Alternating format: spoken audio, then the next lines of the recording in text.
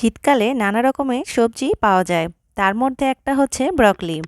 Broccoli কিন্তু আমরা অনেকেই অনেকভাবে ভর্তা তৈরি করে খেয়েছি। তবে আজকে আমি খুবই সহজ এবং ভীষণই মজাদার চিংড়ি মাছ দিয়ে ব্রকলির ভর্তার রেসিপিটা আপনাদের সঙ্গে শেয়ার করছি। আশা করছি আমার আজকের এই সহজ রেসিপিটা আপনাদের কাছে অনেক অনেক বেশি ভালো লাগবে। আর এর স্বাদ যে এতটাই, একবার তৈরি করে খেলে বলবেন আগে কেন তৈরি করে খাইনি। এর জন্য প্রথমে চুলায় একটি পাত্র বসিয়ে দিয়েছি। তারপর দিয়ে দিচ্ছি 1 টেবিল চামচ পরিমাণ সরিষার তেল। তেলটা কিছুটা গরম হয়ে আসলে এখানে আমি দিয়ে দিচ্ছি হাফ কাপের মতো পেঁয়াজ কুচি। দিয়ে দিচ্ছি কিছুটা রসুন কুচি আর দিয়ে দিচ্ছি স্বাদ মতো কিছুটা কাঁচামরিচ কুচি। ঝালটা আপনারা আপনাদের স্বাদ মতো বাড়িয়ে কমিয়ে ব্যবহার করতে পারেন। এবার এই সবগুলো উপকরণ খুব ভালোভাবে নেড়েচেড়ে একটু সফট করে ভেজে নিচ্ছি। দেখুন এটা কিছুটা সফট করে ভেজে নিয়েছি। তারপর এখানে আমি দিয়ে দিচ্ছি ছোট চিংড়ি মাছ।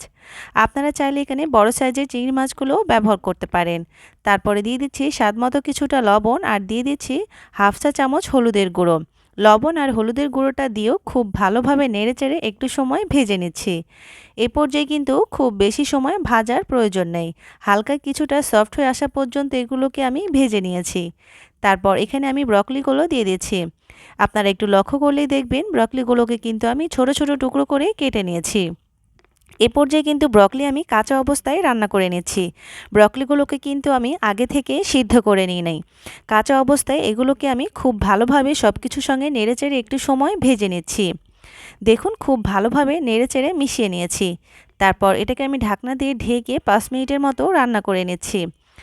ব্রকলি কিন্তু অনেকেই অনেকভাবে ভর্তা করে খেয়েছেন। তবে আমি আজকে ঠিক যেভাবে এই রেসিপিটা তৈরি করে দেখাবো, এইভাবে একবার তৈরি করে খেয়ে দেখবেন।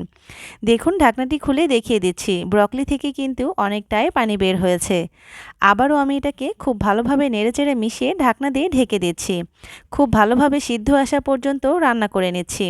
দেখুন দেখে নিশ্চয় বুঝতে পেরেছেন ব্রকলিগুলো কিন্তু একদম পারফেক্টভাবে সিদ্ধ হয়ে গেছে। এই ব্রকলিগুলো সিদ্ধ করার জন্য এখানে কিন্তু এক্সট্রা কোনো পানি ব্যবহার করার প্রয়োজন নেই। ব্রকলি থেকে যে পানি বের হয়েছে সেটা দিয়েই ব্রকলিগুলোকে আমি খুব ভালোভাবে সিদ্ধ করে নিয়েছি।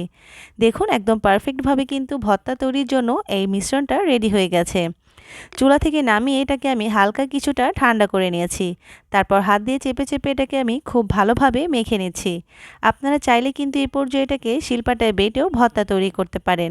তবে ব্রকলির এই ভর্তাটা একটু আধা ভাঙা খেতেই কিন্তু বেশি মজাদার হয়ে থাকে। আমি এটাকে হাত দিয়ে খুব ভালোভাবে চেপে চেপে মেখে নিচ্ছি। দেখুন ঠিক কীরকমটা হবে। দেখুন ঠিক এই রকমটা হবে।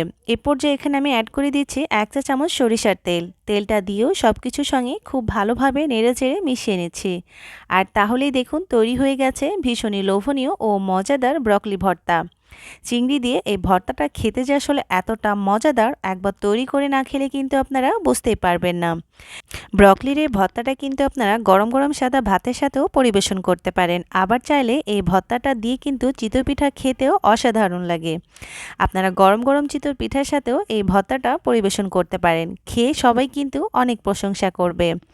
আশা করছি আমার আজকের এই সহজ রেসিপিটা আপনাদের কাছে ভালো লেগেছে। আজকের মতো এখানেই বিদায় নিচ্ছি। আল্লাহ হাফেজ।